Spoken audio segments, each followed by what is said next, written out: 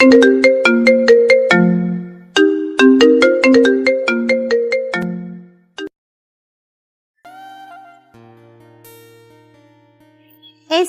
ঝলসানো মুখের মেয়েকে আমার ছেলের ঘাড়ে ঘুচিয়ে দিতে চেয়েছিলেন। ভেবেছিলেন আমি কিছু বুঝতে পারবো না। আপনার মেয়ে পর্দা করে, এটা করে সেটা করে, অনেক ধার্মিক। এসব ধর্মের নামে আড়ালে এত বড় একটা বিষয় লুকিয়ে রেখেছিলেন। আজ বিয়ের আগে দেখলাম তার মুখটাই ঝলসানো। শান্তাহারা বেগমের কঠোর কথাগুলো মুহূর্তেই বিয়ের আসরে উপস্থিত সবার মনোযোগ আকর্ষণ করল। হিজাব আর সুসজ্জিত শাড়ি পরা মেয়েটির বিউটি হতচকিত হয়ে গেল। হবু শাশুড়ির কথাগুলো কানে যেতেই তার হাত দুটো শাড়ির আঁচল মুঠো করে চেপে ধরল। এই তো লোকটা বলেছিল তার মা নিজে তাকে পছন্দ করেছেন, তবে কি সেটা মিথ্যা? সে কি শুধু দয়া দেখিয়ে বিয়ে করতে চেয়েছিল? বিয়ের আসরে মুহূর্তেই হট্টগোলে ভরে গেল।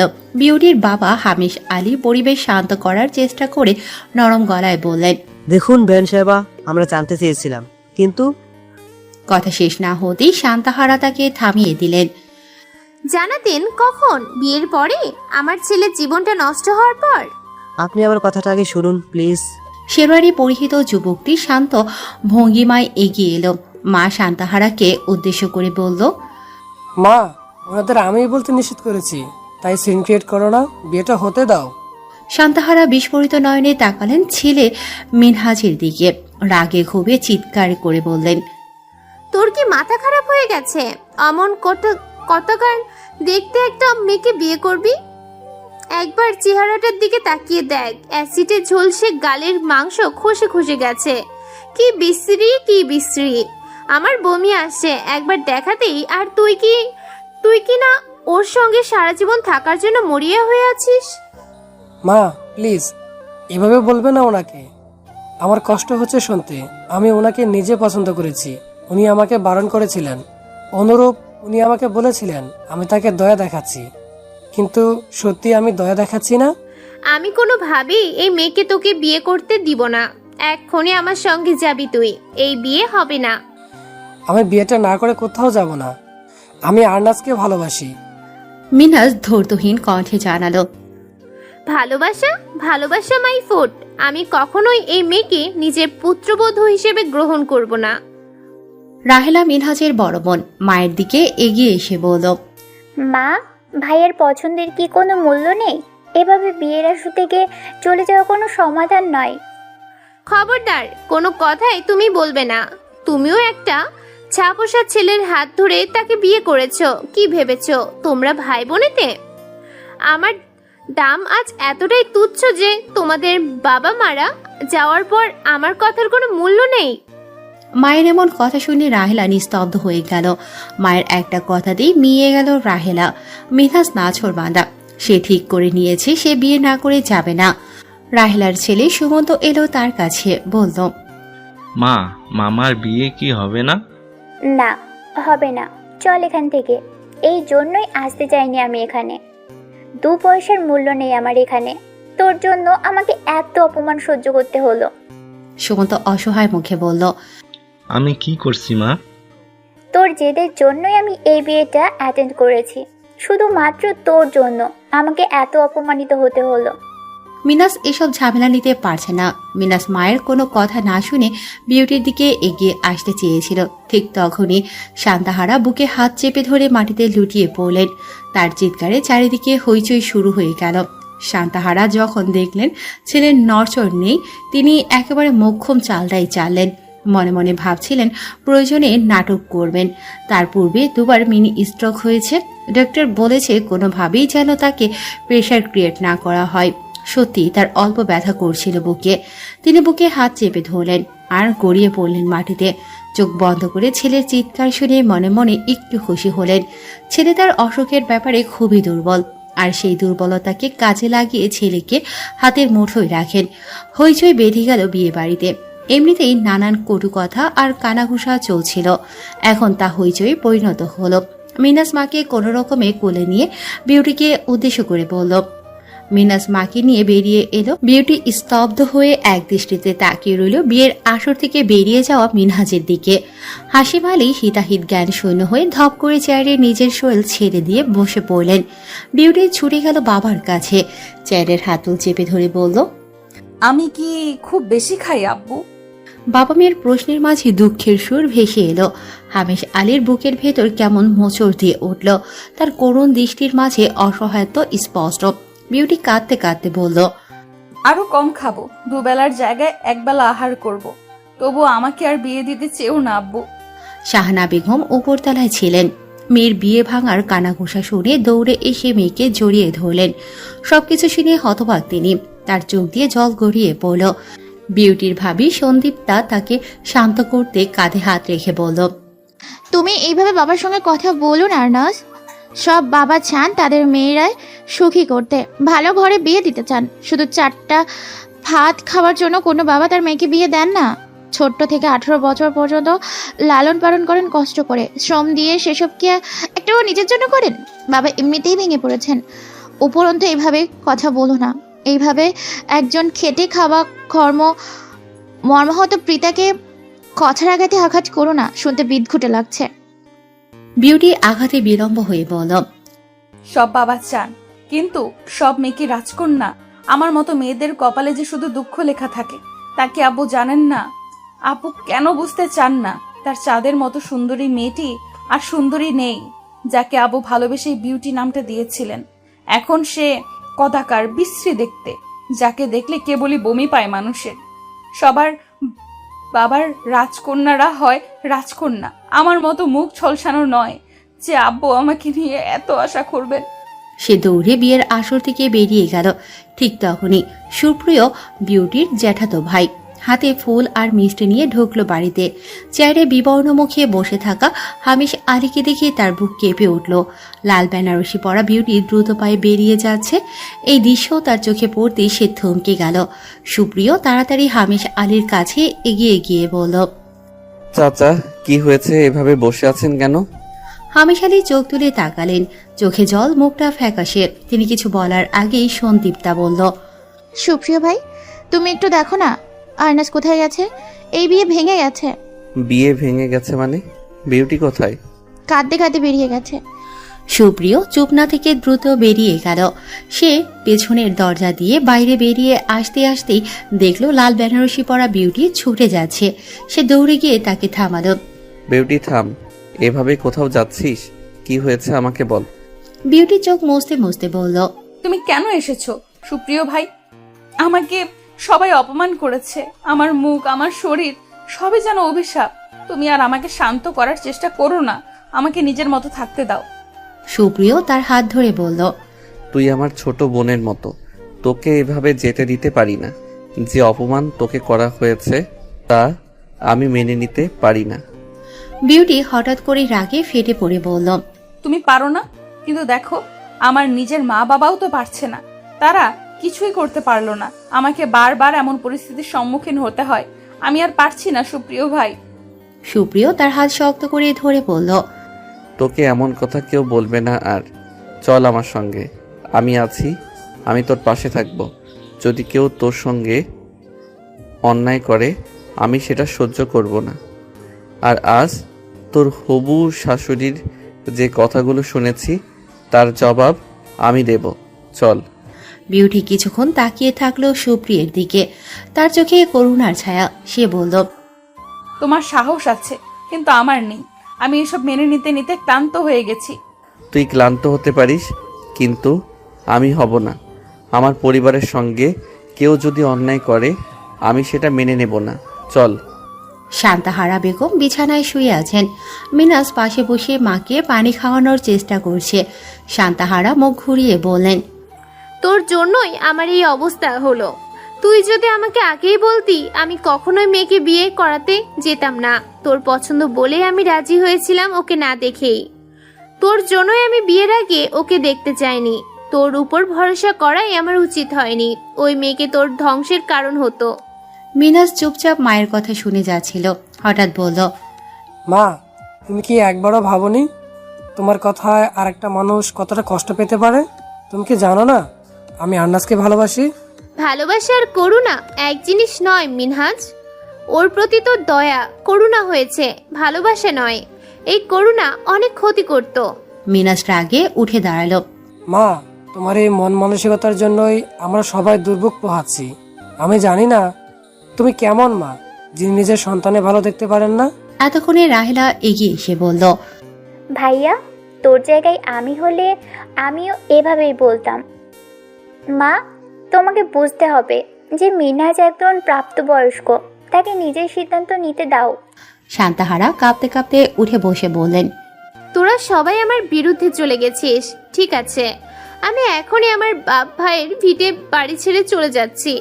যে সন্তান মায়ের কোনো কথাই শোনে না, তার কাছে থাকার কোনো প্রয়োজন নেই। ঠিক এই সময় সুপ্রিয় বিউটিকে নিয়ে ঘরে প্রবেশ করল। বিউটির চোখ মুখ লাল হয়ে আছে। সুপ্রিয় গম্ভীর গলায় বলল, চাচি, আমি কিছু বলতে চাই। তোমার কিছু বলার দরকার নেই ছেলে। তুমি এখনই এই মেয়েকে নিয়ে বেরিয়ে যাও আমার বাড়ি থেকে। না, আজ আমি কথা বলবো। আপনি আরেকজনের মেয়েকে যা বলেছেন তা একজন মায়ের মুখে মানায় না।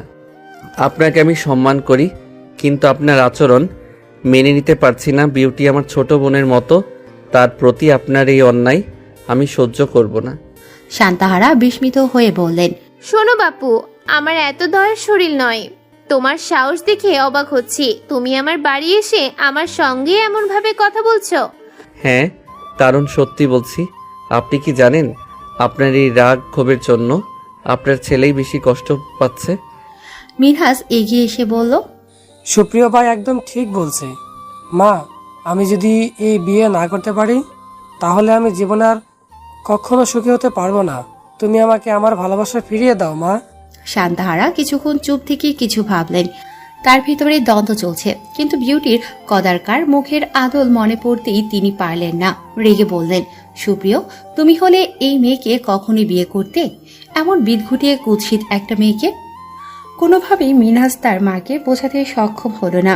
বিউটি কণ্ঠে তেজ মিশিয়ে বলল, সুপ্রিয় ভাই, এই মহিলা যখন আমার শাশুড়ি হবেন না, তাহলে আর বেশি সম্মান করার দরকার আছে? ঠোঁট কামড়ে ধরে সুপ্রিয় চোখে হাসলো। বোঝালো না, কারণ ছোটবেলা থেকেই বিউটির হঠাৎ রেগে যাওয়ার ধাত আছে। ওর নাকের পাটা ফুলতে দেখে বুঝলো এবারেই সঠিক সময়, অকাজটা করেই ছাড়বে। বিউটি হাতের মধ্যে থেকে কালি বের করে শান্তাহারার সামনে গিয়ে শান্ত ভঙ্গিতে দাঁড়িয়ে কালিগুলো মুখে ঘষে দিল। উপস্থিত সবাই হতভম্ব। শান্তাহারা কিছুই বুঝে ওঠার আগে বিউটি সুপ্রিয়র হাত চেপে ধরল। ছুটতে ছুটতে বলল, সরি রাগী আন্টি, আপনার করা অপমানের ছোট্ট একটা প্রতিশোধ নিয়ে নিলাম। শান্তাহারা কিংকর্তব্য বিমূঢ় হয়ে কি হলো তা বোঝার চেষ্টা করছেন। তিনি যেন এখনো ভ্রমের মধ্যে আছে। মিনাজ মায়ের মুখের দিকে তাকিয়ে রইল পিটপিট করে। আর নাজের এই রূপের কথা তার জানা ছিল না। রাহেলা আর সামান্ত এখানেই ছিল। কিছুক্ষণ সময় ব্যয় হতেই ওরা দুজন হো হো করে হেসে উঠল। চেষ্টা করেও হাসি আটকে রাখতে পারল না তারা। সামান্ত বলল, মা, নানুজিকে ভূতের মতো লাগছে। না না, লুল্লুর শাস্তন্নি বউয়ের মতো লাগছে। হি হি হি। রাহেলা ছেলের মুখ চেপে ধরল এক হাতে, অপর হাতে নিজের মুখও ঢেকে রাখল। শান্তাহারা রুমের ড্রেসিং টেবিলের সামনে দাঁড়িয়ে নিজেকে দেখে এক চিৎকার দিয়ে উঠলেন। মিনাজ আগে থেকেই কানে হাত চেপে ধরেছিল, কারণ সে জানে মায়ের চিৎকার নামক বিস্ফোরণটা এখনই ঘটবে। সুপ্রিয় আর বিউটি হাঁপাতে হাঁপাতে বলল, কালি কেনার আইডিয়াটা জোস ছিল সুপ্রিয় ভাই। এখন তো উনি তোকে আরো অপছন্দ করবেন রে বিউটি। জীবনেও তোকে আর পুত্রবধূ করবে বলে মনে হয় না। না করলে আমার কি? আমি কি চাই ওনার পুত্রের জন্য দিওয়ানা হয়ে বসে আছি? আমি তো জীবন দশায় মিনহাজকে বিয়ে করব না। সারা জীবন একা কাটাবো প্রয়োজনে। অমন ডাইনি শাশুড়ি আমার হবে? কখনোই না।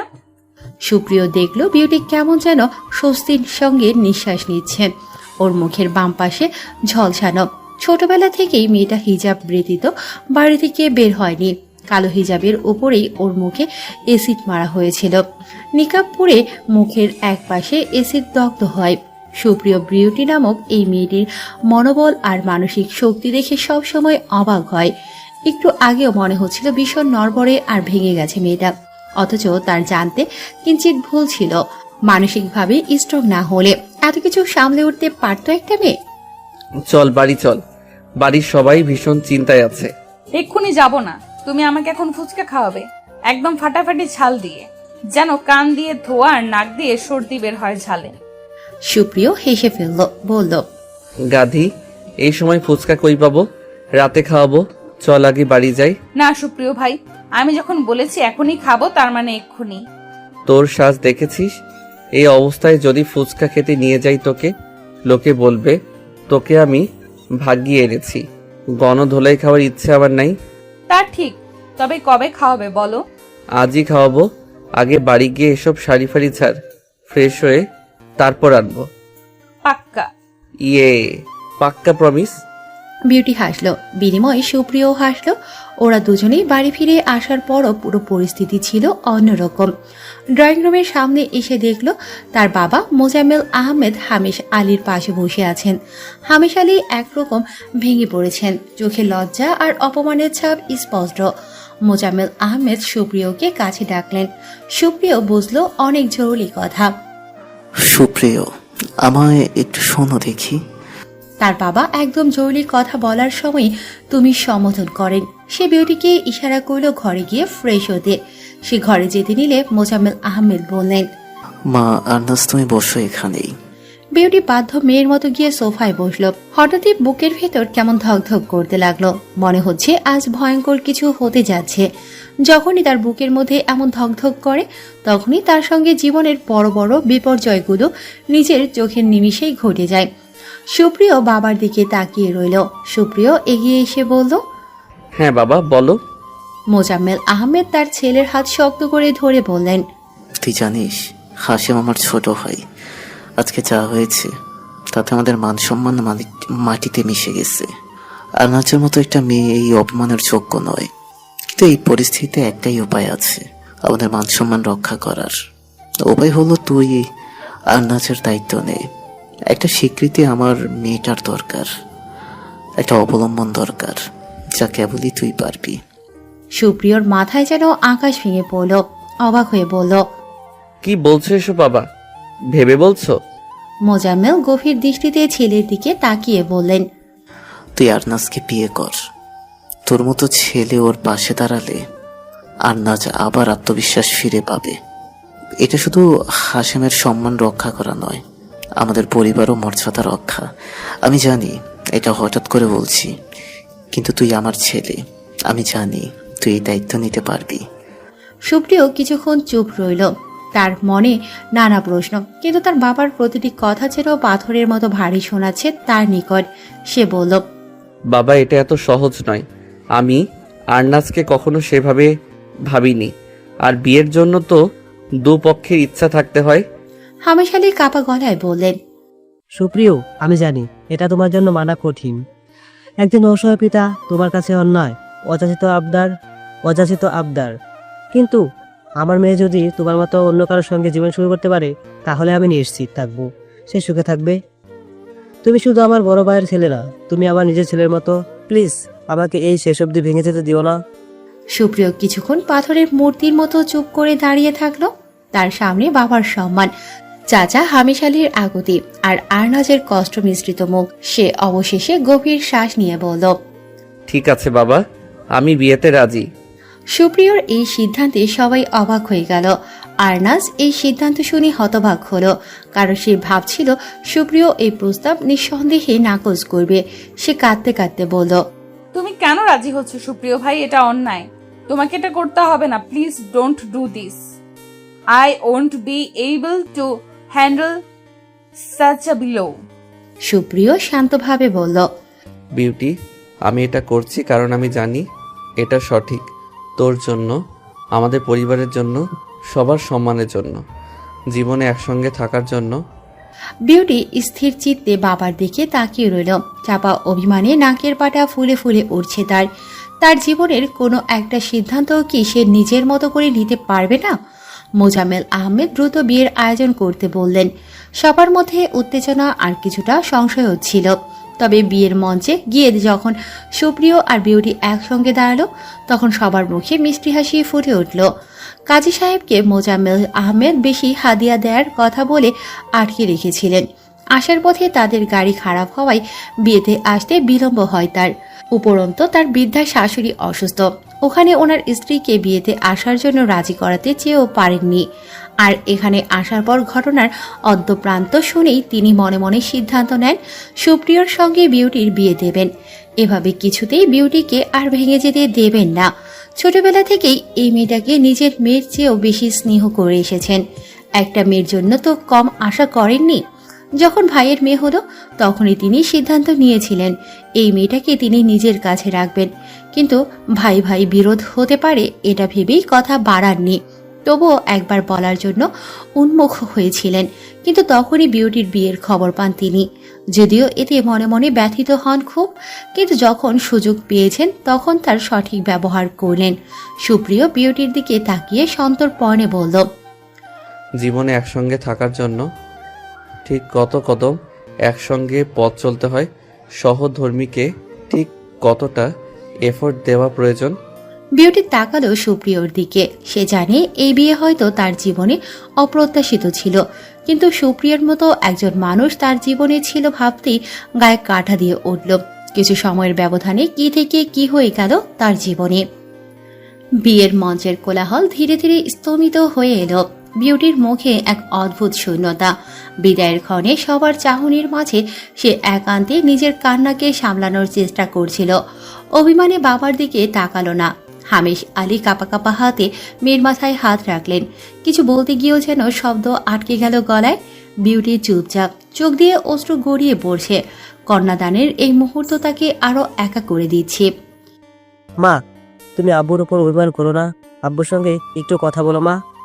আমার যে বুকটা ভেঙে যাচ্ছে তোমার ক্লেশিত মুখটা দেখে। ক্ষমা করো মা, আমি তোমার জন্য কিছুই করতে পারলাম না। বিউটি কোনো উত্তর দেয় না, কেবল বুক ভাঙা ব্যথা আড়াল করে বাবা মায়ের সামনে মাথা নিচু করে দাঁড়িয়ে থাকে। সে যেন সবকিছু মেনে নিয়েছে। তার ভেতরের ব্যথাটা পাথরের মতো জমে আছে। সুপ্রিয় বিদায়ের সময় নিজের মধ্যেও দ্বিধা অনুভব করছিল। বিয়ের সিদ্ধান্তটা নেওয়া তার কাছে এখন ঠক্কারিতা মনে হচ্ছে। এভাবে হুট করে হ্যাঁ বলে ফেলা উচিত হয়নি, কিন্তু সে সময় কি বা করতে পারত। তার বাবার তাকে করা অনুরোধ হাত ধরে যখন অনুরোধ করছিল, সে কিভাবে অমত করত? আদৌ সম্ভব হতো তার পক্ষে? বিউটি এতদিন তার কাছে বোনের মতো ছিল। হঠাৎ করেই সেই সম্পর্কের পরিবর্তন তাকে একেবারে নতুন পরিস্থিতিতে ফেলেছে। সে না পারছে বিউটির মুখের দিকে তাকাতে, না পারছে নিজের বিবেকের কাছে ধরা দিতে। সব দিক থেকেই অসহ্য লাগছে তার। বিউটির ছোট ছোট পায়ে গাড়ির দিকে এগিয়ে যাওয়া দেখে সুপ্রিয় এক অজানা অস্বস্তি অনুভব করল। গাড়িতে বসার পর বিউটি তার শাড়ির আঁচল দিয়ে চোখ মুছছিল। সুপ্রিয় সামনে তাকিয়ে রইল চুপচাপ। যেতে যেতে সুপ্রিয় হঠাৎই বলল, ড্রাইভার চাচা, সামনে গাড়ি থামাবেন প্লিজ। আচ্ছা আব্বা। মহসিন মিয়া হেসে বলল, ছোটবেলা থেকেই সুপ্রিয় এই মানুষটাকে পাশে পেয়েছে। তার হাত ধরেই বড় হওয়া সুপ্রিয়র। স্কুলে যেখানে নিজের পিতা মাতা নিয়ে যায় সন্তানকে, সেখানে মহসিন মিয়া নামক এই মানুষটাই তাকে বেশিরভাগ সময় স্কুলে হাত ধরে নিয়ে যেত আসতো। সুপ্রিয়কে কখনোই আব্বা ডাকটা ছাড়া কথা বলতে শুনেনি সে। মহসিন মিয়া গাড়ির মিররে বিউটিকে দেখে বলল, আম্মা, আপনি এমনি মুখ গোমরা করে রাখবেন না। আমার আব্বাজান কিন্তু মেলা ভালা মানুষ। যখন একবার দায়িত্ব নিছে সে, তখন আপনি এর জন্য সব করবার পারবে। শুধু সময়ের ব্যাপার আম্মা। বিউটি নিষ্পলক চোখে তাকালো সুপ্রিয়র দিকে। সুপ্রিয়র কোনো ভাবান্তর নেই। গাড়ি থামলো একটা স্থানে। সে আলগোছে গাড়ি থেকে নেমে গাড়ির দরজা খুলে দিয়ে বিউটিকে বলল, নাম। এখানে কেন? নাম আগে, নামলেই দেখতে পাবি। বিউটি নামলো। সামনেই তাকিয়ে দেখলো ফুচকার স্টল। বিউটির মনে পড়লো সন্ধ্যায় বলা কথা। তখন তারা ছিল অন্য একটা সম্পর্কে, আর এখন তাদের সম্পর্কের মোড় নিয়েছে অন্য। কি অদ্ভুত, তাই না? বিউটি স্বগতিক কইল, খাবো না আমি এখন। কথা দিয়েছিলাম খাওয়াবো। আমি আমার কথা রাখি। আচ্ছা হুম। ঠিক আছে। বিউটি ফুচকার দোকানের সামনে এগিয়ে গেল। সুপ্রিয় ফুচকার প্লেট এনে সামনে ধরল। বড় শীত লাগছে বিউটির, হাড়গোড় যেন কাঁপছে। সুপ্রিয় তা লক্ষ্য করেছে। শরীরে থাকা জ্যাকেট খুলে পড়ল বিউটিকে। বিউটি এক পলক তাকিয়ে বলল, শীত কি শুধু মেয়েদের লাগে? বেশি কথা না বলে ফুচকা খা। বিউটি দুটো ফুচকা খেতেই লক্ষ্য করল সুপ্রিয় শীতে এক হাত অন্য হাতের সঙ্গে ঘষে, যেন হাত উষ্ণ হয়, মৃদু কাঁপছেও। শীত প্রচণ্ড পড়েছে। রাত 9টার মধ্যে শীত বাড়বে, এটা স্বাভাবিক ব্যাপার। সুপ্রিয় কোনোভাবেই বুঝতে দিতে চাইছে না, কিন্তু এই শীতে কি কুলানো যায়? বিউটির আর ফুচকা খেতে ইচ্ছে করছে না, সময়টাই অত্যন্ত অস্বস্তিকর। আর খেতে পারবো না। দম শেষ এই বলিস তুই এক নিমেষে 2-3 প্লেট ফুচকা খেতে পারিস? আর পারছি না। সুপ্রিয় কিছু বলল না, এক পলক তাকালো শুধু বিউটির দিকে। বিয়ের একদিন আগে থেকেই নাকি মেয়েরা ভালোভাবে খেতে পারে না। আচ্ছা, বিউটিকেও সেজন্য খেতে পারছে না? কিন্তু তাদের বিয়েটা তো অন্যান্য স্বাভাবিক বিয়ে নয়। একটা গোমট ভাব যেন এসে ভর করলো দুজনের মধ্যে। গাড়িতে গিয়ে উঠে বসলো ওরা। বিউটি নিজের শরীর থেকে জ্যাকেট সরিয়ে সুপ্রিয়র দিকে বাড়িয়ে দিল। বললাম, গাড়িতে শীত লাগছে না আমার। সুপ্রিয় জ্যাকেটটা নিল। বিউটি যখন সুপ্রিয়র বাড়িতে পৌঁছালো, মহিমা বেগম তাদের দরজায় দাঁড়িয়েছিলেন। মুখে হাসি থাকলেও তা যে পুরোপুরি আন্তরিক নয় তা স্পষ্ট বোঝা যাচ্ছিল। এখানে আসার পূর্বেই মোজাম্মেল আহমেদ সবকিছু জানিয়ে দিয়েছেন তাদের বিয়ের ব্যাপারটা। মহিমা বেগম না চাইতেও ব্যাপারটা হজম করতে কষ্ট হচ্ছে।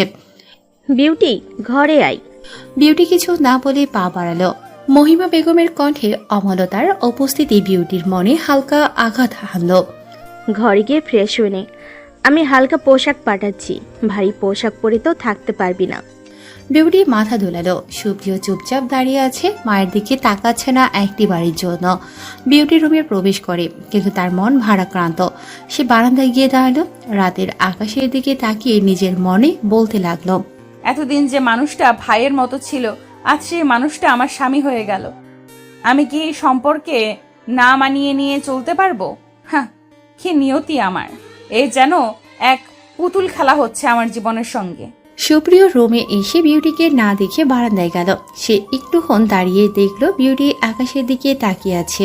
শব্দ পেয়ে বিউটি রুমে আসতে নিলে সুপ্রিয় তাড়াহুড়ো করে বলল, প্লিজ বারান্দাতেই থাক, আমি একটু একা থাকতে চাই।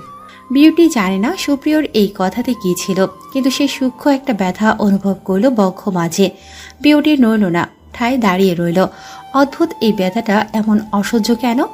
একেবারে অসহনীয়। বারান্দার দরজাটা ধপাস করে আটকে দিল সুপ্রিয়। রুমের সব জিনিসপত্র ছুঁড়ে মারল ফ্লোরে। সবকিছুই ছিন্নমূলের মতো পড়ে রইল। রাগে মাথা দপদপ করছে। কোনো শব্দ বারান্দায় যাবে না, রুম সাউন্ড প্রুফ, তাই বিউটি কোনো শব্দ পাবে না। জানালাও লাগানো। উদ্ভ্রান্তের মতো সবকিছু ছুঁড়ে ফেলতে ফেলতে বলল, যাকে ছোটবেলা থেকে বোনের মতো মনে করে এসেছি তাকে জীবনসঙ্গী হিসেবে মানব কি করে? নিতে পারছি না আমি এসব। সব অসহ্য লাগছে। ওই সিচুয়েশনে আমার কি করা উচিত ছিল? আবারও বিয়েতে অমত করে মেয়েটাকে ভঙ্গুর করে দেওয়া উচিত ছিল। তাহলে যদি বিউটির মনোভাব এমন হতো যে সেও উপরে উপরে ভালো চাইছে, সেও অন্যদের মতো তাকে ট্রিট করছে, দয়া দেখাচ্ছে ওর ফেসের জন্য, এত দোনামোনা সংশয় আমি নিতে পারছি না একসঙ্গে। ফ্লোরে বসলো সে। এক হাত খাটের উপর রেখে এক পায়ের উপর অন্য হাত রেখে অপর পা ছড়িয়ে দিয়ে বসে আছে সে। কেটে গেল অনেকটা সময়। চোখ বন্ধ করে এসব ভাবতে ভাবতেই তার মনে পড়লো আরো একটা ভুল সে করেছে। তা হলো বিউটিকে রুমে আসতে না বলে বারান্দায় থাকতে বলা। সে উঠে দাঁড়িয়ে দেয়ালে একটা প্রকাণ্ড ঘুষি মারল। ব্যথাও পেল হাতের অগ্রভাগে। জলদি করে রুমের সবকিছু ঠিক করলো। কিছু একটা করতে হবে যেন বিউটির তার প্রতি বিরূপ ধারণা না হয়। ঘরটা পরিষ্কার করে দৌড়ে গিয়ে বাগান থেকে গোলাপ আর গাঁদা ফুল নিয়ে এলো। বিদেশ থেকে আনা অর্কিড গাছ থেকে অর্কিড ছিঁড়ে আনলো। অথচ এই ফুল কতই না যত্নের তার, কাউকে হাত অবধি লাগাতে দেয় না সে ফুলে। আজকে নির্দয়ের মতো সেসব ছিঁড়ে ফেলেছে সে। রুমে এসে সবকিছু সুন্দর করে সাজালো। ফ্লাওয়ার ভাজে টাটকা ফুল রাখলো। কোনো রকমে সাজানো হলো। এরপর বিউটির বারান্দায় গিয়ে বিউটিকে ডাকলো। দরজা খুলে দেখলো বিউটি গুটিসুটি মেরে বসে আছে। শীত নিবারণের জন্য পরিহিত শাড়ি পেঁচিয়েছে শরীরে, তবুও মৃদু কাঁপছে। সে অল্প স্বরে ডাকলো, বিউটি, এই বিউটি, ঘরে আয়। হ্যাঁ, কেন? এখানে বসে থাকিস না প্লিজ। আমি আসলে কথাটা ওভাবে বলিনি। Extremely sorry. আমি এখানেই ঠিক আছি। সুপ্রিয় তার কণ্ঠে বিষণ্ণতার ছায়া বুঝতে পারে। চল ভিতরে চল, বারান্দায় ঠান্ডা পড়ছে। সুপ্রিয় বিউটির হাত ধরে রুমে নিয়ে এলো। রুমে ঢুকেই অবাক হলো বিউটি। রুম সাজাচ্ছিল সুপ্রিয় ভাই, আর সে কিনা কি ভাবছিল এতক্ষণ?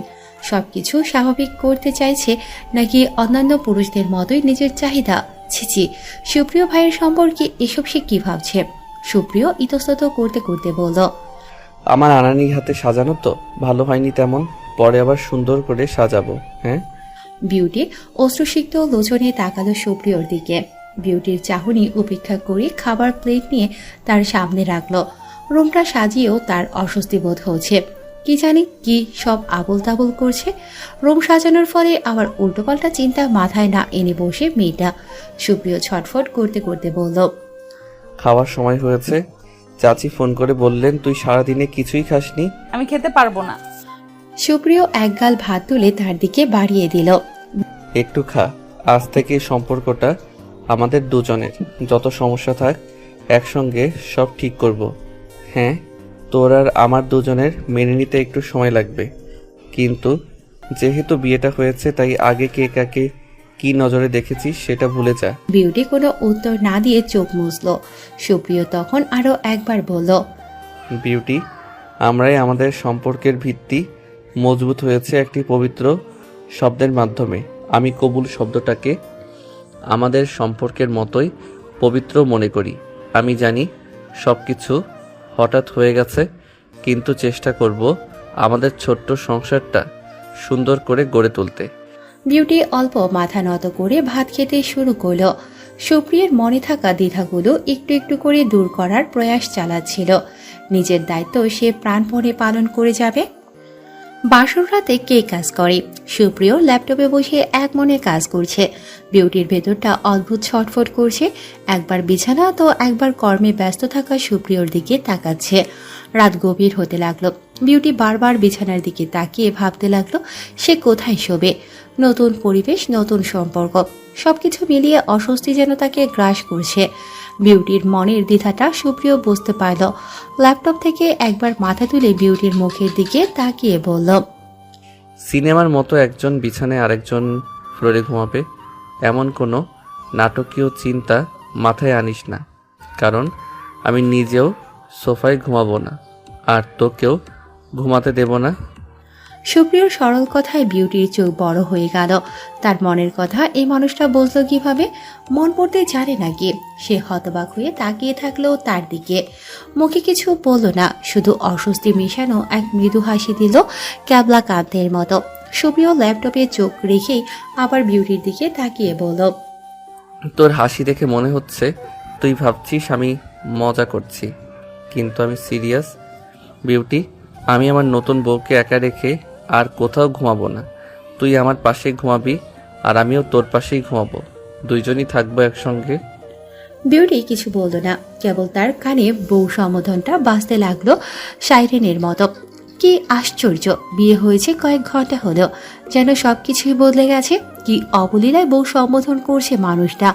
এদিকে সে অস্বস্তিতে গাঢ় হয়ে আছে প্রতিটি মুহূর্তে। তার ভেতরের বিব্রত বোধটা মুখে স্পষ্ট। সে জানতো না কিভাবে তার অনুভূতি প্রকাশ করবে। বিউটির এক ধ্যানে তাকিয়ে থাকায় সুপ্রিয়র কাজে ব্যাঘাত ঘটল। একটু আগে সে কি বলেছে বুঝতে পেরে এবার সুপ্রিয় খানিক অস্বস্তি বোধ করল। এভাবে বউ বলে ফেলার কারণ সে বিউটিকে এতদিন বোনের মতোই দেখেছে, কিন্তু এখন তাদের সম্পর্কের নতুন প্রুফ এই অস্বস্তি আরো বাড়িয়ে তুলছিল। কিছুক্ষণ পর দুজনেই বিছানায় শুতে গেল। কেউ কিছু বলছে না, কিন্তু বোঝা যাচ্ছিল দুজনেই বিব্রত। এপিট ওপিট করেও কোনোভাবেই ঘুমোতে পারল না সুপ্রিয়। বিউটিও নড়ছে, সেটা বুঝতে পারল সুপ্রিয়। চুপচাপ বিছানায় শুয়ে ফ্যানের দিকে তাকিয়ে বলল, বিউটি, তুই কি ঘুমাচ্ছিস? বিউটি মুখ ফিরিয়ে মৃদু স্বরে বলল, না, ঘুম আসছে না। একটা কথা বলবো। বলো। কিছু মনে করবি না তো? বিউটির বুকের মধ্যে ধক করে উঠল। কি এমন বলতে চাইছে সুপ্রিয় ভাই তাকে, যে এভাবে অনুমতি চাইছে? যতই একটা পুরুষ মানুষ তো উপরন্ত মানুষটা তার এখন স্বামী। পূর্বে যেমন সম্পর্কই থাকুক না কেন, এখন তো সেটা বদলে অন্যরূপ নিয়েছে। যদি তার কাছে স্বামীর অধিকার চেয়ে বসে, সে তো মানা করার মতো কোনো শব্দ পাবে না, কারণ তাকে স্পর্শ করার পূর্ণ অধিকার আছে মানুষটার। তার আকাশ পাতাল চিন্তার মধ্যে সুপ্রিয় হেসে বলল, লুডো খেলবি ফোনে?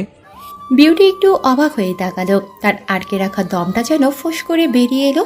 উফ, এতক্ষণ কি চিন্তাটাই না সে করলো। মনে মনে নিজেকে কতগুলো গালি দিল সে।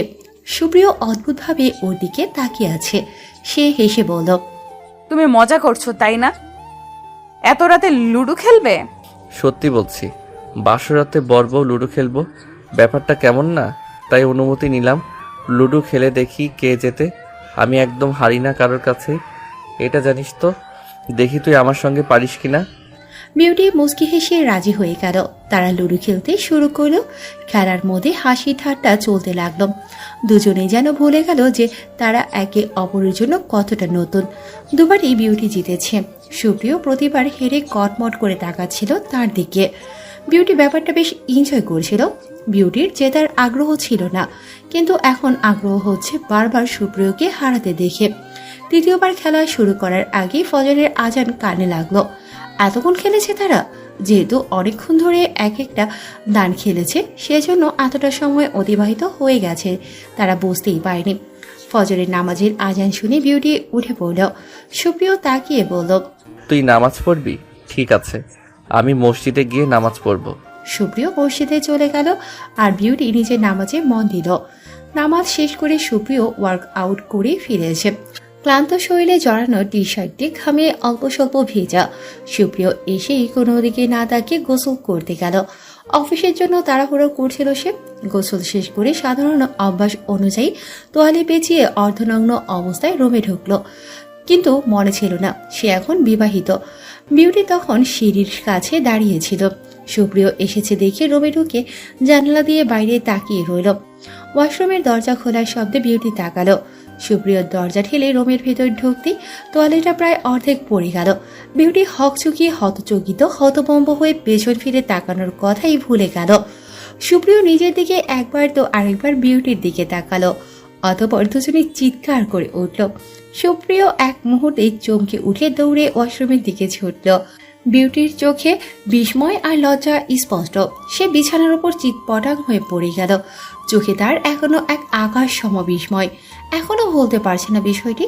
কিছুক্ষণ পর ওয়াশরুম থেকে মাথা বের করে সুপ্রিয় বলল, কিছু দেখিসনি তো বিউটি? কি? সত্যি কথা বল। সত্যি বললে কি দেবে? যা চাইবি তাই দেব। আমি একদম সম্মুখে ছিলাম, কিছু না দেখার কথা কি? বিউটি ঠোঁট কামড়ে বলল, এখন থেকে খুব সাবধানে থাকতে হবে। এই বাড়িতে এমন বিব্রতকর পরিস্থিতি বারবার হয় কিনা কে জানে। আমি এখন পরাধীন হয়ে চলবো। দেখ। সুপ্রিয় অপ্রস্তুত হয়ে বলল। সুপ্রিয় ঠোঁট বাঁকিয়ে নিচে চলে গেল। বিউটি লজ্জায় হেসে ফেলল।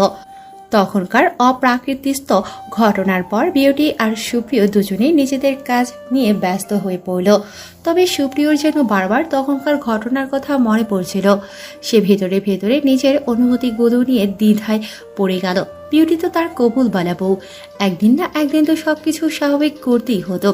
ওই ঘটনা নিয়ে এত ভাবার তো কিছু নেই, কিন্তু সে কোনোভাবেই লজ্জায় যেতে পারছিল না বিউটির সামনে। মনে মনে ভাবতে লাগলো, আমি কি বিউটিকে সত্যি মেনে নিতে পারবো? এতদিন তো ওকে ছোট বোনের মতো দেখেছি, এখন হঠাৎ এই নতুন সম্পর্ক কিভাবে সামলাবো? এই চিন্তা তাকে অস্থির করে তুলছিল। সকালের খাবারের সময় মাহিমা বেগম, সুপ্রিয়র মা, বিউটির প্রতি কিছুটা অন্যমনস্ক আচরণ করছিলেন। তার মুখের অভিব্যক্তি দেখে মনে হচ্ছিল বিয়েটা তিনি মন থেকে মেনে নিতে পারেননি।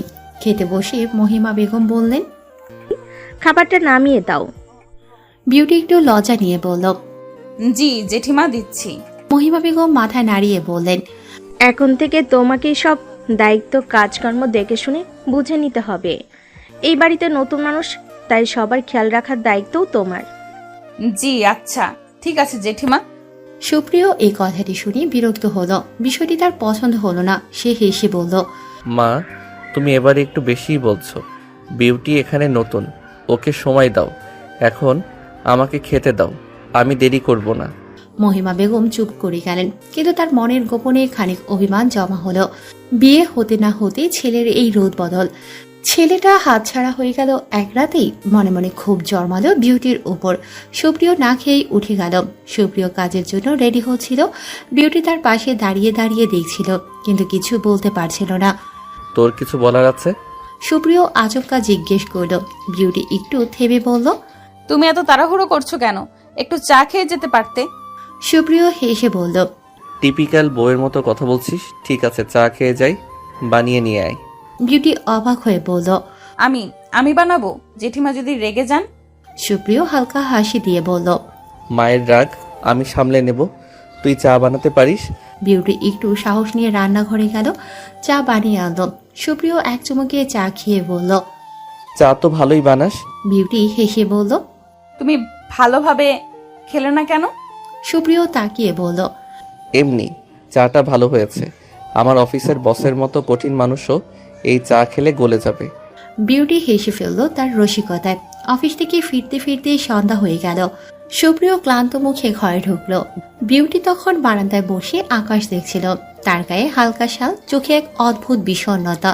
সুপ্রিয় দরজা খুলে বলল, তুই বারান্দায় কেন? সন্ধ্যায় ঠান্ডা বেড়েছে। বিউটি মাথা ঘুরিয়ে বলল, এখানে বসতে ভালো লাগে, মনটা যেন একটু হালকা হয়। সুপ্রিয় তার পাশে গিয়ে বসলো। দুজনেই চুপচাপ বসে রইল কিছুক্ষণ। তারপর সুপ্রিয় বলল, তুই ঠিক আছিস তো? কোনো সমস্যা হলে আমায় বলিস। বিউটি একটু ঝুঁকে বলল, জেঠিমা হয়তো আমাকে তেমন পছন্দ করেন না। আমি যদি কখনো কিছু ভুল করি তবে প্লিজ আমাকে ঠিক করে দিও। আমি চাই সবাই আমাকে মেনে নিক। সুপ্রিয় গভীরভাবে বিউটির দিকে তাকালো। তার মনে হলো বিউটি শুধু মনের দিক থেকে নয়, জীবনের দিক থেকেও এখন একা হয়ে গেছে। সে বিউটির মাথায় হাত রেখে বলল, সব ঠিক হয়ে যাবে, তুই নিজের মতো থাক। কেউ যদি কিছু বলে আমাকে জানাস। রাতের খাওয়া দাওয়া শেষে দুজনেই নিজেদের রুমে গেল। দিনের ক্লান্তি থাকলেও কথা বলতে বলতে আবার নতুন করে নিজেদের কাছে টেনে আনলো। ঘুম আসছে না, আজকেও লুডো খেলবি? বিউটি হেসে বলল, আজ আবার হেরে যাবে। হেরে যাওয়ার ভয় পাচ্ছ না? আজ তুই হেরে যাবি, খেলতে চাইলে চল। বিউটি হেসে সম্মতি দিল। বাঙালি বিয়ের ঐতিহ্য অনুযায়ী বিয়ের দ্বিতীয় দিন নতুন জামাই প্রথমবার শ্বশুর বাড়ি যায়। সুপ্রিয় আর বিউটিও আজ সেই যাত্রায় বের হচ্ছে। সুপ্রিয়র বাবা মোজাম্মেল আহমেদ আর মা মহিমা বেগম অনেক নির্দেশনা দিয়ে বিদায় দিতে এলেন। যদিও মহিমা বেগম একটু রক্ষণশীল প্রকৃতির, তবুও আজ তার মুখে একটা মৃদু হাসি। মোজাম্মেল আহমেদের জন্যই ব্যাপারটা হজম করতে হচ্ছে তাকে। সকালবেলা নতুন জামাই হিসেবে সুপ্রিয় প্রথমবার শ্বশুর বাড়ি যাচ্ছে। সুপ্রিয়র মন খানিকটা উত্তেজিত, খানিকটা দ্বিধাগ্রস্ত। পূর্বে যখন বিউটিদের বাড়ি গিয়েছে সে, তখন ছিল সম্পর্ক অন্য। বিউটির বাবা অর্থাৎ হাশেম আলী ছিল তার ছোট চাচা, আর এখন সম্পর্ক বদলে চাচা থেকে শ্বশুর। চাচার বাড়ি হলো শ্বশুর বাড়ি। মহিমা বেগম ছেলের জামাই হিসেবে শ্বশুর বাড়ি যাওয়া নিয়ে কিছুটা বিরক্ত হলেও মোজাম্মেল আহমেদের মধ্যে বেশ খুশি খুশি ভাব। বিউটির বাপের বাড়ি অর্থাৎ হাশেম আলীর বাড়ি পুরোপুরি সেজে উঠেছে নতুন জামাইকে বরণ করে নেয়ার জন্য। বিউটির বড় ভাই আনাস আর ভাবি সন্দীপ্তা পুরো আয়োজন সামলাচ্ছে। মা শাহানা বেগম নতুন জামাইকে খাওয়ানোর জন্য কি কি রান্না হবে তার শেষ মুহূর্তের নির্দেশনা দিচ্ছেন। গাড়ি বাড়ির সামনে পৌঁছতেই আনন্দের হুল্লোড় পড়ে গেল। আনাস এগিয়ে এলো সুপ্রিয়কে নিয়ে আসার জন্য। গাড়ি থামতেই আনাস এগিয়ে এলো, হাত বাড়িয়ে কুর্নিশ করে বলল, এই যে নতুন জামাই, স্বাগতম আমাদের ছোট্ট রাজ্যে। আনাসের রসাত্মক কথায় সুপ্রিয় হেসে বলল, তোমাদের ছোট্ট রাজ্যে রাজা হয়ে ওঠার সাধ্য আমার নেই ভাই, তবে অতিথি হিসেবে যত্নটা ঠিকঠাক নিও। আনাস ওর ঘাড়ের উপর হাত দিয়ে চেপে ধরল, চিবিয়ে চিবিয়ে বলল, কিসের অতিথি রে বেটা, বেয়াদব আর বজ্জাত, এখন কই পালাবি? শেষ পর্যন্ত আমার বোনকে বিয়ে করতে হলো তোর। ইচ্ছে করে কি আর কেউ আগুনে ঝাঁপ দেয়? আমি থাকতে তোকে শান্তিতে থাকতে দেবো ভেবেছিস? সবাই কেমন রাজকীয় অভ্যর্থনা জানানোর জন্য তোড়জোড় করছে। আগে বল, বিয়ের দিন ছিলি না কেন? আনাস চুপ করে গেল, গম্ভীর মুখে বলল, মাতার চাকরি করি, বোনের বিয়ের দিনও ছুটি নেই, কিন্তু কিছু করার নেই, ওটা আমার ডিউটি। আনাস আর্মি অফিসার, সে কোয়ার্টারে ছিল। সে চেয়েছিল সব পরিবারে কোয়ার্টারে উঠবে তারা, কিন্তু হাশেম আলীর এক কথা, তিনি জীবন থাকতে নিজের বাপের ভিড়ে ছাড়বেন না। অগত্যা আনাসও বাবার মুখের উপর কথা বলতে পারেনি। ওর মন খারাপ বুঝে সুপ্রিয় ওর পেটে কনুই দিয়ে গুঁতো দিল, বলল, রাজকীয় ব্যবহার তো দূর থাক, তুই হারামি। আমাকে পেয়ে নিজের বোনকে ভুলে গেছিস। দেখ কেমন চাক্ষুষ রাক্ষসী আমার গলায় ঝুলিয়ে দিয়েছিস। কটপট করছে আমার দিকে তাকিয়ে, মনে হচ্ছে আজ তো গিলে খাবে। বিউটি গাড়ির সঙ্গে হেলান দিয়ে দাঁড়িয়ে আছে, দৃষ্টি ওদের দিকেই। আনাস বোনের দিকে তাকিয়ে সহসা বলল, বেড়া বেয়াদব, আমার সামনে আমার বোনকে রাক্ষসী বলিস? সাহস তো কম না, সুজা জেলে ঢুকিয়ে চালান করে দেবো। আমাকে কি চোখে পড়লো তবে? তোমরা এমন আমাকে ফেলে রেখে এলে? এটা কেমন বিচার ভাইয়া? আনাস মাথা চুলকে কানে হাত ধরে বলল, সরি শাকচুন্নি, বোন জামাইকে একটু আপ্যায়ন করছিলাম। তুমি থাকো, ওকে নিয়ে আমি গেলাম। বলেই বিউটি হনহনিয়ে চলে এলো। সুপ্রিয় ওর যাওয়ার পানে তাকিয়ে রইল, চোখ ছোট ছোট করে বিড়বিড় করে বলল, মায়া মানুষের হিংসে বড় বেশি। আমার দিকে ওভাবে তাকানোর কি আছে? আমি করেছি আজব। ভাগ্য ভালো তোর, আমার বোনকে পাইছিস। হিংসুক বোন তোর। চুপ বেড়া বেয়াদব। শাহানা বেগম খানিকটা বিরক্ত হয়ে বললেন, তোরা কি ওখানেই থাকবি? আমার জামাইটাকে আদর যত্ন না করতে দিবি না? আনাসের কথায় সবাই হেসে উঠল। কি সুপ্রিয় ভাই, ভালো? আসতে না আসতেই দুটো মিলে শুরু করে দিয়েছো? সুপ্রিয় লজ্জায় হেসে বলল, ভাবি, তোমার বরকে সামলাও, না হলে ওর কপালে দুঃখ আছে। সুপ্রিয় আর আনাস প্রায় একই বয়সের পার্থক্য কেবল 2 মাসের। ওরা পিঠে পিঠি হওয়ায় দুজনের মধ্যে সবসময় খুনসুটি চলতে থাকে। দুজনকে দেখলে মনে হবে কেউ কাউকে দেখতে পায় না, অথচ তলে তলে দুজনেই দুজনের প্রাণ। বিউটি বাড়ির ভেতরে দাঁড়িয়েছিল গাল ফুলিয়ে। মা শাহানা বেগম বিউটির দিকে তাকিয়ে বললেন, বিউটি, কি হলো? তোর মুখ অমন আমসের মতো করে রেখেছিস কেন? আমসির মতোই আমার মুখ। যাও, নতুন জামাইকে গিয়ে বরণ করো। বাড়ি আসতে না আসতে কি হলো তোর? মাথা গরম কেন? কিছু না। শাহানা বেগম মেয়ের দিকে ভ্রুকুটি করে তাকিয়ে চলে গেলেন। সুপ্রিয়কে ঘিরে সবাই দাঁড়িয়ে আছে, কত গল্প করছে হেসে হেসে। তাকে কেউ জিজ্ঞেস পর্যন্ত করল না সে কেমন আছে, যেন তাকে কেউ চোখেই দেখছে না। নিজের বাড়ি এসে নিজেকেই পরপর লাগছে তার। বিউটি অদ্ভুত ভঙ্গিতে সুপ্রিয়র দিকে তাকালো। সুপ্রিয় হাসছে আর সবার সঙ্গে খোশ মেজাজে গল্প করছে। বিউটির গা চলে গেল অদ্ভুত ভাবে। সুপ্রিয় সবার আড়লে তার কাছে এলো। সুপ্রিয় মৃদু স্বরে বলল, ওখানে তোকে কেউ কিছু বলছে? শান্ত হয়ে আছিস কেমন? বিউটি মৃদু হেসে তেরাভাবে উত্তর দিল, নিজের বাড়ি এখানে শান্ত না থাকলে আর কোথায় থাকবো? বাপরে, এভাবে ক্ষেপে আছিস কেন? কি হয়েছে? কই না তো। সুপ্রিয় ঠোঁট উল্টে ওর দিকে তাকিয়ে রইল। সে কি কিছু ভুলে গেছে? কি এমন হলো যে এভাবে বাঁকা বাঁকা কথা বলছে? বাড়ির রান্নাঘরে যেন উৎসবের আমেজ। সুপ্রিয়কে নিয়ে খানাপিনা শুরু হলো।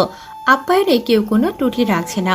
হাসিম আলী মেয়ের সঙ্গে কথা বলার জন্য তৎপর হয়ে আছেন, অথচ সবার থেকে বিমুখ হয়ে বসে আছে।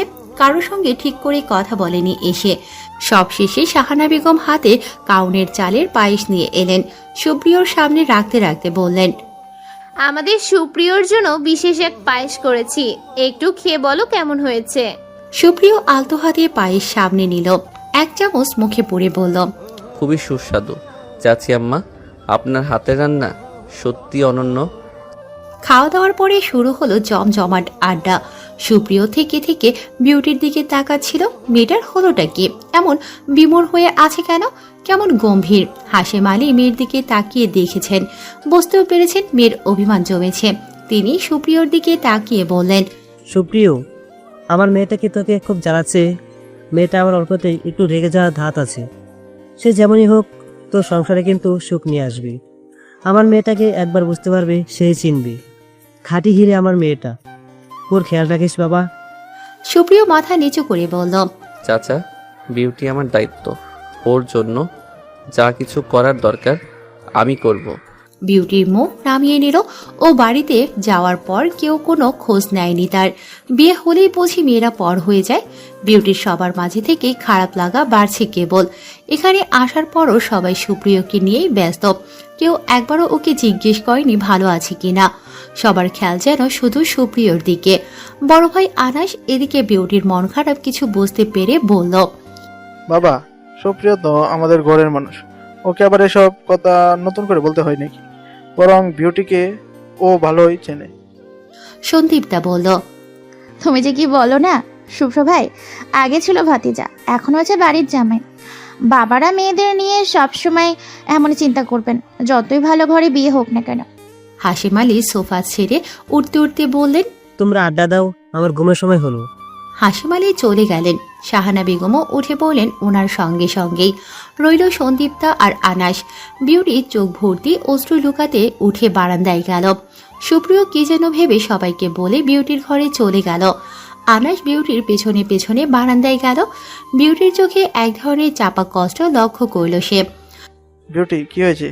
এমন লাগছে কেন? কি হয়েছে বলবি না আমাকে? বিউটি মাথা নিচু করে বলল।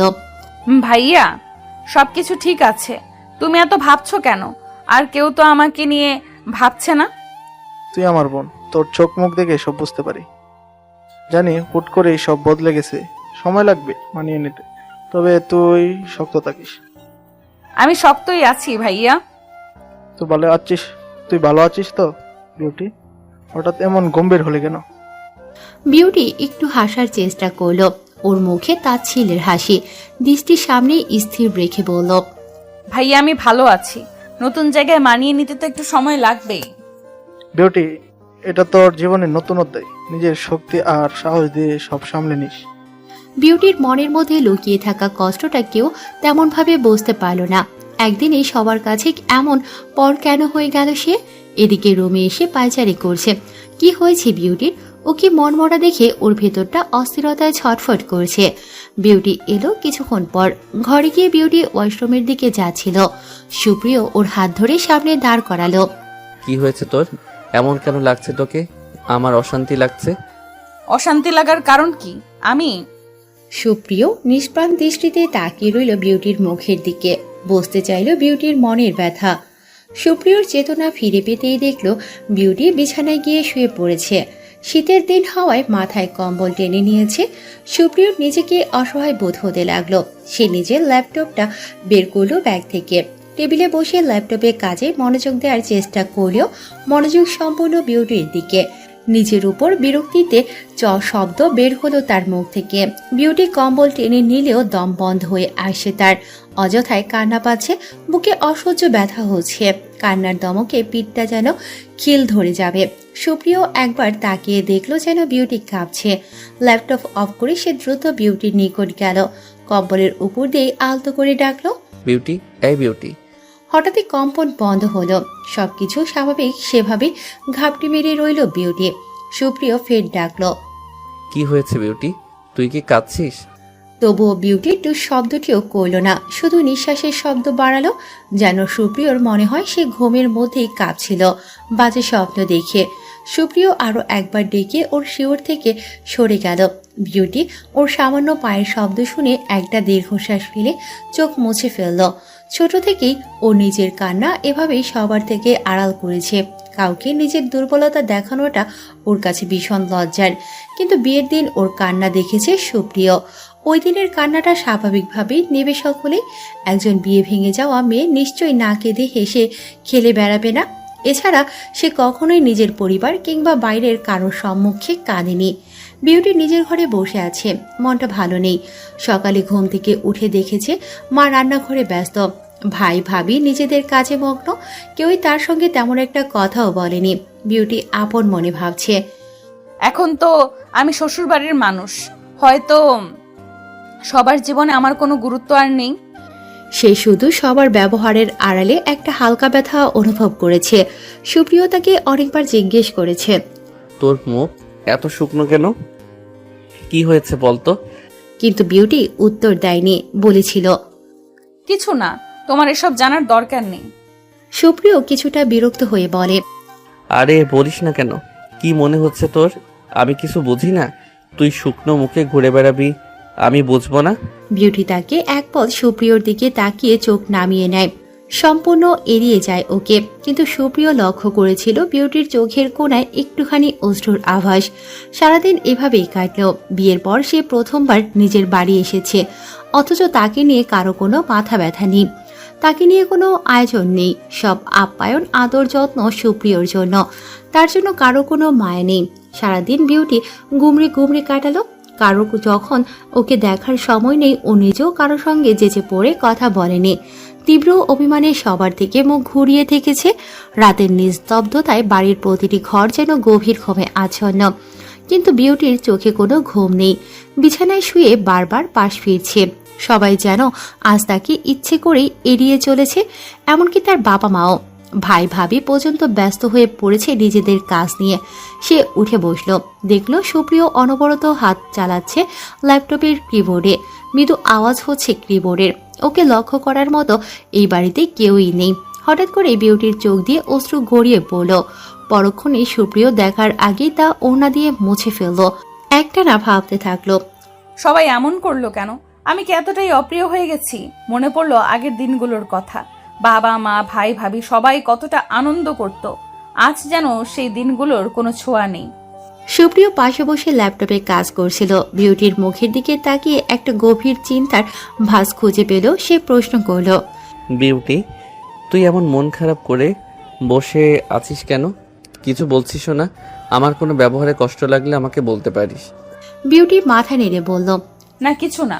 সুপ্রিয় নাছর বান্দা। কিছু না মানে? তুই তো সারাদিন এমন হাড়ি মুখ করে ঘুরছিস, এখন তোকে বলতেই হবে।